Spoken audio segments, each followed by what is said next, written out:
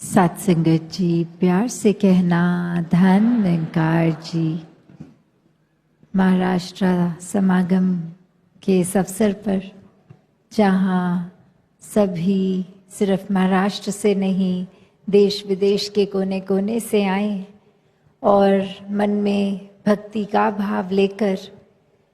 अपनी भक्ति को और मजबूत कर कर एक परमात्मा जो पूरे कायनात में है, कण कण में है, इसको एक आमने सामने अपने देख के और फिर इसी परमात्मा से प्रेम करके अपने जीवन में भक्ति का भाव, और जब ये एहसास बना रहता है इस परमात्मा का हर समय साथ होने का, तब ये आत्म मंथन, ये जर्नी विद इन बहुत ही सरल हो जाती है। क्योंकि हर पल में हम ये जानते हैं कि ये पल में हमने अपना सबसे अच्छा कैसे देना है, हर पल को पूरे पोटेंशियल से कैसे जीना है। एक संतमति लेके एक भक्त जीवन में जो करता है वैसा पल पल जीवन जी के जीवन को सफल करना है। तो ये आत्म मंथन का भाव भी कि कैसे एक भक्ति जो विषय है ये अपने लिए है, अपने अंदर झांकना है। सामने वाले को सुधारने का भाव आत्म मंथन नहीं है कि मैं अपने अंदर ये महसूस करके सोचकर कि क्या क्या और लोग ठीक करें, नहीं। ये अपनी ही ऊपर काम करना, अपने आप को सजाना, और कैसे है, सिर्फ शरीर को नहीं, ये मन को किस तरह साफ रखना है, एक सुंदर बनाना है, और कैसे फिर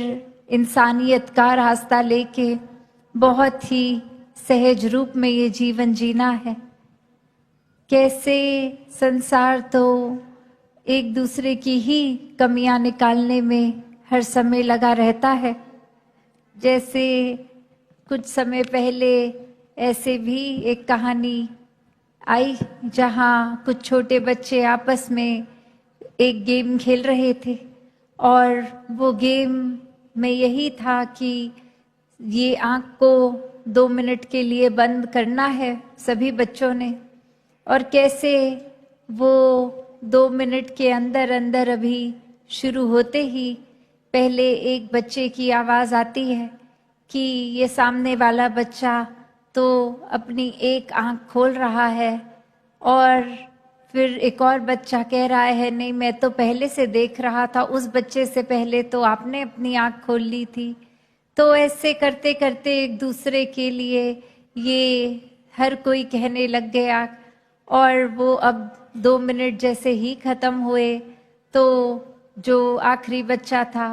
वो अपनी आँख खोलकर फिर ये कहता है कि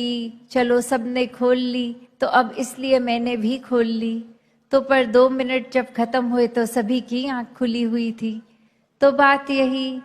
कि जो गेम का रूल था वो तो था कि 2 मिनट तक बस आंखें बंद रखनी है अपनी, और इधर उधर नहीं, बस अपनी ऊपर काम करना है, अपने ऊपर बस ये एक रूल है, इसको फॉलो करना है। और वो 2 मिनट भी नहीं, एक दूसरे की कमियां, एक गलती किसने करी, कब करी, इसने पहले उसने बाद में, ये जज बन के खुद ही वो गलती भी कर रहे हैं।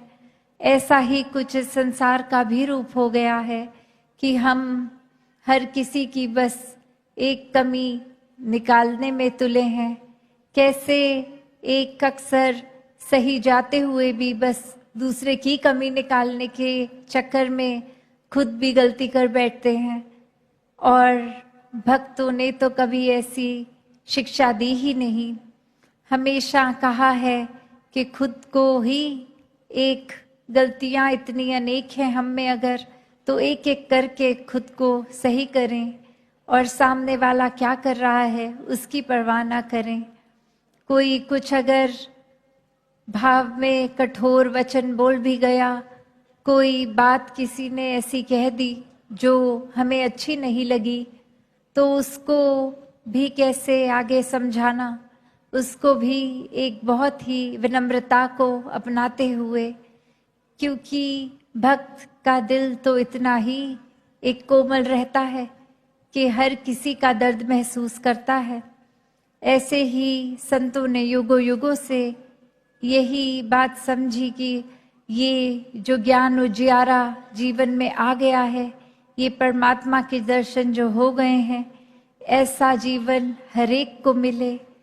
और जो अभी तक इस रोशनी से रूबरू नहीं है, उनके भी जीवन में ये आए।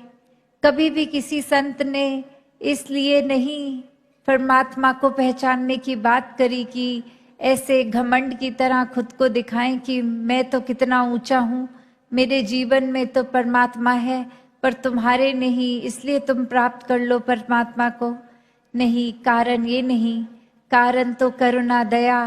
हर एक के लिए संतों के दिल में इतनी विनम्रता से ये दिल को बिछा के हर एक की पीड़ा एक समझ रहे हैं कि कैसे हमारे जीवन में भी परमात्मा आए तो और भी कोई पीड़ित ना रहे। ऐसे भावों से ही हर किसी को परमात्मा के दर्शन कराने का लक्ष्य लेके ये संत हमेशा से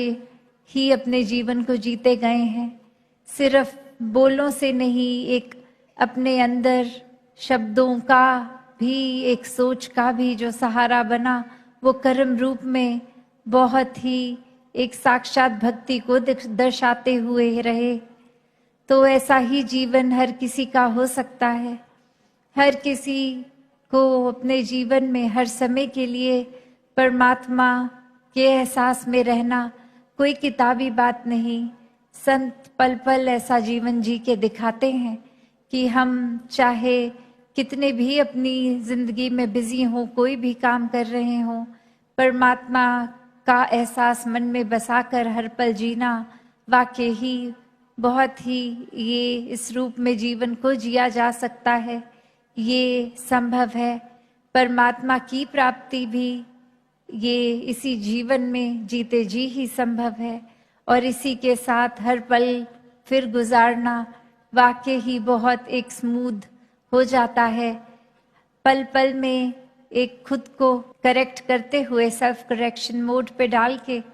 एक आत्म मंथन करके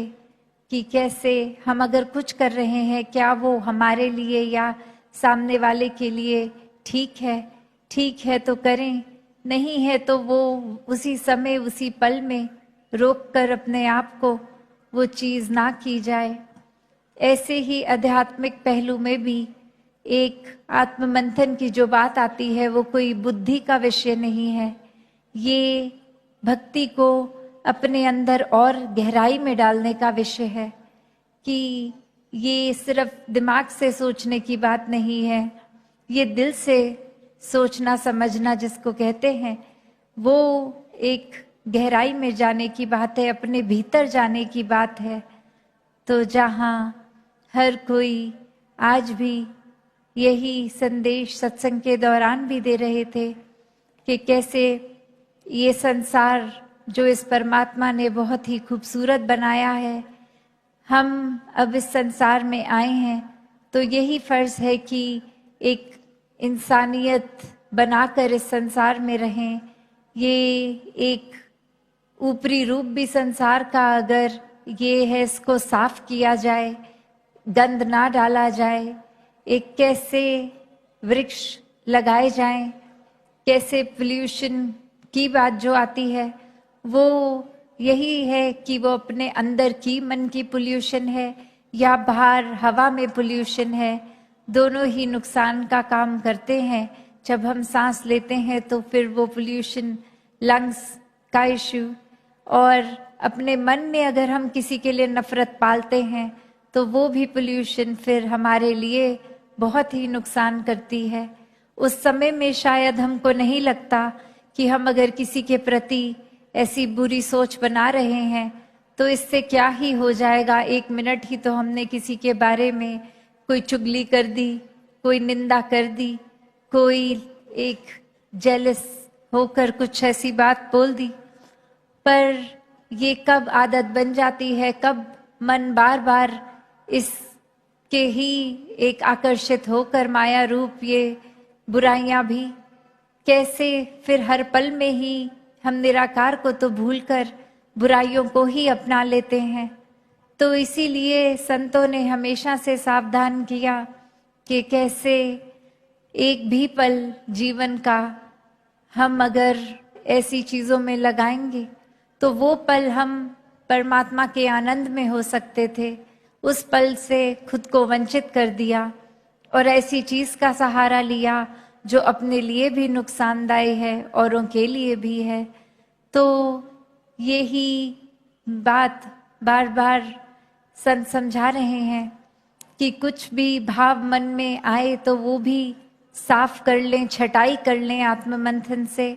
कि अब कैसे भाव मन में टिकने चाहिए।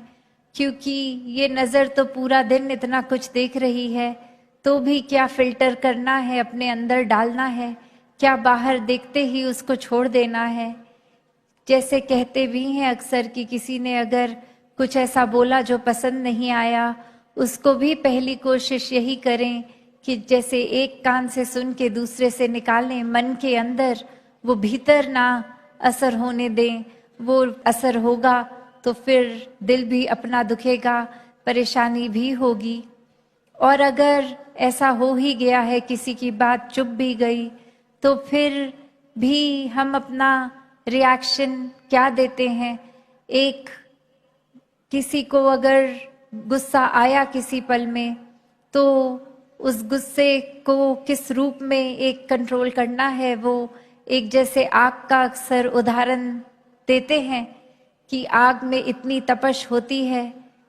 अगर हम डायरेक्ट कोई अपना फुल्का सीधा आग में डालेंगे तो वो तो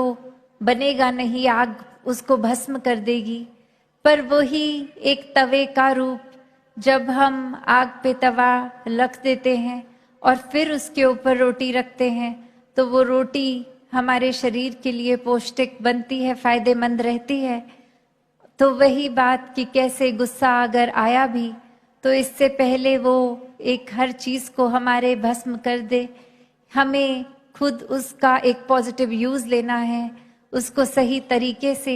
ये नहीं किसी ने कुछ कह दिया तो हमने भी पलट के उसको गुस्से से ही बोलना है। तो ये फिल्टर का काम ये हर पल हो सकता है, बस ये परमात्मा याद रहे। हर समय में हम अपने आप को अपने ही मन के तराजू में तोल के देखें